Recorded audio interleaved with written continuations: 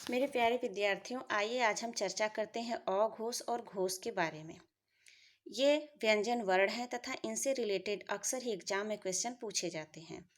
Question चाहे school college में हो, सामान्य हिंदी का क्वेश्चन जब भी पूछा जाता है, जब यदि हिंदी लैंग्वेज किसी ने चूज किया है, तो चाहे स्कूल कॉलेज का एग्जाम हो, चाहे क्वालिफाइड एग्जाम हो, चाहे एंट्रेंस एग्जाम हो, व्यंजन वर्ड से या फिर वर्ड से रिलेटेड क्वेश्चन पूछा ही जाता है।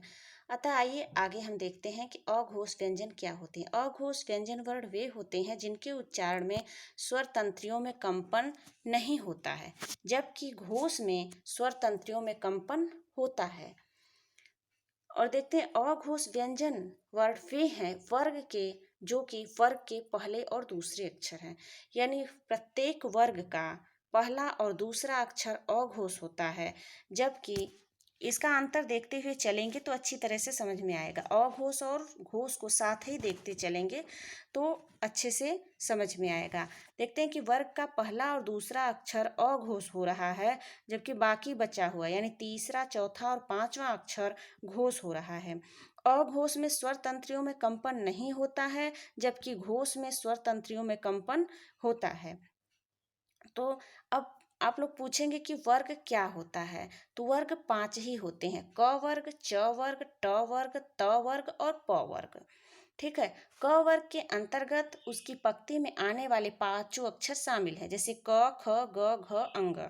और च वर्ग में च, छ, ज, झ, ञ। ट वर्ग में ट, ठ, ड, ढ, अड़। त वर्ग में त, थ, द, ध, न। और प वर्ग में प, फ, ब, भ, म। इसको थोड़ा अच्छे से क्लियर करने के लिए आइए नीचे हम आप लोगों को दिखा देते हैं। देखिए, क वर्ग लिखा हुआ है, क वर्ग लिखा हुआ है ना, ये देखिए क वर्ग। क वर्ग के अंतर्गत देखिए क, ख, ग, घ, अंग, यानी ये पांचों वर्ण जो हैं ये क वर्ग के अंतर्गत आएंगे। वर्ग का पहला और दूसरा अक्षर क, ख है, तीसरा, चौथा और पांचवा अक्षर ग, घ और अंग है। इसी को कहा, इसे पहले और दूसरे अक्षर, देखो यहाँ पर भी पहला और दूसरा अक्षर और तीसरा और चौथा, पांचवा, इन दोनों को अलग कर लेते हैं। देखिए दूसरा मतलब पहला और दूसरा अक्षर अघोष बताया गया है, ठीक, जबकि तीसरा, चौथा और पांचवा अक्षर घोष ऐसा बताया गया है ऊपर। आइए फिर हम लोग ऊपर आते हैं। देखिए ये है कि वर्ग का पहला और दूसरा अक्षर, देखिए पहला दूसरा, पहला दूसरा, पहला दूसरा, ये अक्षर अघोष हो गए। जबकि नीचे देखिए घोष वर्ण में,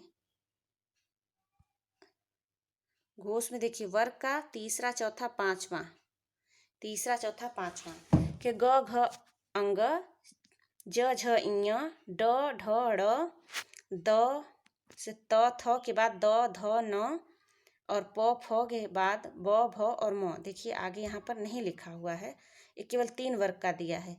ये बुक से, इसको मैंने बुक से लिया है और बता रही हूँ। तो बुक में देखिए कैसे आधी अधूरी चीज़ें दे देती है और इसको हम लोग बार बार पढ़ते रहते हैं और बार बार भूल जाते हैं, जबकि उसको यदि अलग से नोट बना के उसको कोई समझा रहा है तो वो जल्दी समझ में आ जाता है।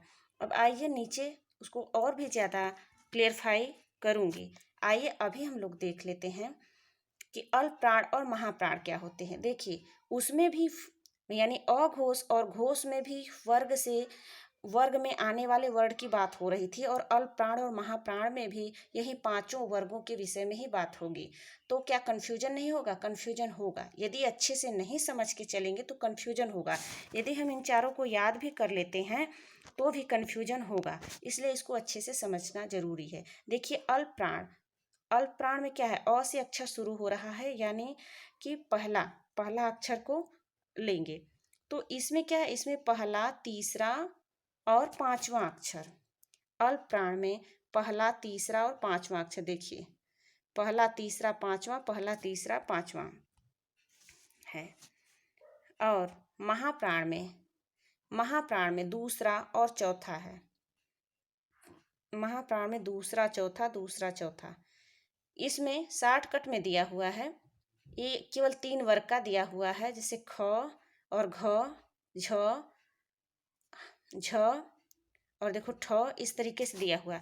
अब नीचे हमने लिखा हुआ है, मैं लिखी हुई हूँ और बता रही हूँ आप लोगों को। देखिए देखिए, जैसे क वर्ग है तो हमने अभी बताया आप लोगों को कि पहला और दूसरा अक्षर जो है,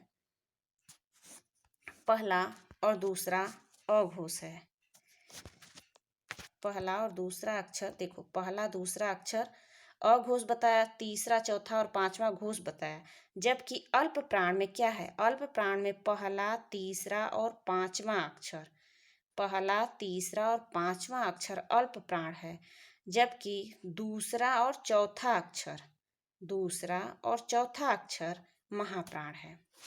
आइए नीचे देखते हैं। देखिए, इसको थोड़ा सा अच्छे से समझ लेंगे तो क्लियर हो जाएगा। देखिए, हमने अघोष और सघोष में क्या बताया था, अघोष सघोष, अघोष में पहला और दूसरा अक्षर था, सघोष में यानी घोष में तीसरा चौथा और पांचवा था। वर्ग का पहला और दूसरा अघोष में था और तीसरा चौथा पांचवा घोष वर्ण में था। जबकि अल्प प्राण में पहला तीसरा और पांचवा, पहला तीसरा पांचवा अल्प प्राण है, दूसरा और चौथा महाप्राण है। बस यही अंतर है, इसको अच्छे से समझते हुए चलेंगे तो समझ में आ जाएगा। देखिए, बाकी इसके अतिरिक्त, वर्गों के अतिरिक्त क्या है, अल्प प्राण में य, र, ल और व आएगा। अल्प प्राण में य, र, ल, व और महाप्राण में श, श और ह, ये आएंगे। अब आइए नीचे आते हैं घोष और अघोष में। देखिए, जबकि अघोष में देखिए, अघोष में श, श और घोष में ह, य, र, ल, व, ह, य, व, र, ल, यह घोष में आ रहा है। इस प्रकार हमने देखा कि अघोष, घोष, अल्पप्राण और महाप्राण में बहुत थोड़ा अंतर है। केवल इसको समझने की ज़रूरत है। यदि हम इसको बार बार याद करते हैं तो बार बार भूलेगा और जब एग्जाम में क्वेश्चन आ जाएगा तो उसमें हम भूल जाएंगे। वहाँ पर सोचने लग जाएंगे कि जैसे दे दिया ग, एक ग अक्षर दे दिया और पूछा कि यह क्या है। ग अक्षर दे दिया, पूछा कि अल्पप्राण है कि महाप्राण है कि घोष है कि अघोष है, या फिर क्या यह घोष और अल्प प्राण है। तो हाँ देखो, घोष में भी ग आ रहा है और अल्प प्राण में भी देखो ग आया हुआ है। इस प्रकार हमने देखा कि बहुत थोड़ा सा अंतर है, इसको समझने की आवश्यकता है। और आइए देखते हैं कि जिन व्यंजनों के उच्चारण में मुख से कम हवा निकले वे अल्प प्राण है, और जिन व्यंजनों के उच्चारण में मुख से अधिक हवा निकले वे महाप्राण है। जबकि अघोष में था कि जिन व्यंजनों के उच्चारण में स्वर तंत्रियों में कंपन हो वे अघोष, और जिन व्यंजनों के उच्चारण में स्वर तंत्रियों में कंपन न हो वे घोष वर्ण हैं। तो अघोष सघोष में कंपन की बात हो रही है, अल्प प्राण महाप्राण में मुख से हवा निकलने की बात हो रही है। और अघोष में भी पहले अक्षर से शुरू हो रहा है, वर्ग के पहले अक्षर से अघोष में शुरू हो रहा है, अल्प प्राण में भी वर्ग के पहले अक्षर से शुरू हो रहा है। जबकि अघोष शब्द में देखें तो अ स्वर का पहला अक्षर, अल्प प्राण में भी स्वर का पहला अक्षर है। यदि इन्हीं शब्दों को पकड़ेंगे तो एग्जाम में झट से समझ में आ जाएगा। बस अंतर इतना है कि अघोष में वर्ग का पहला और दूसरा अक्षर है, जबकि अल्प प्राण में पहला तीसरा और पांचवा अक्षर है। यहीं पर समझने की बात हो जाती है, ठीक है। और अघोष में स्वर तंत्रियों में कंपन नहीं हो रहा था, और अल्प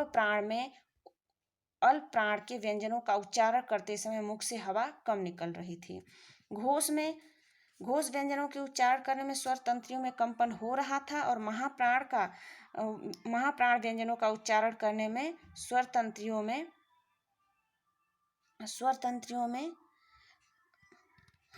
महाप्राण का उच्चारण करते समय मुख से हवा अधिक निकल रही थी। बस इसी अंतर को समझ लेंगे तो अच्छी तरीके से याद हो जाएगा। Okay, thank you.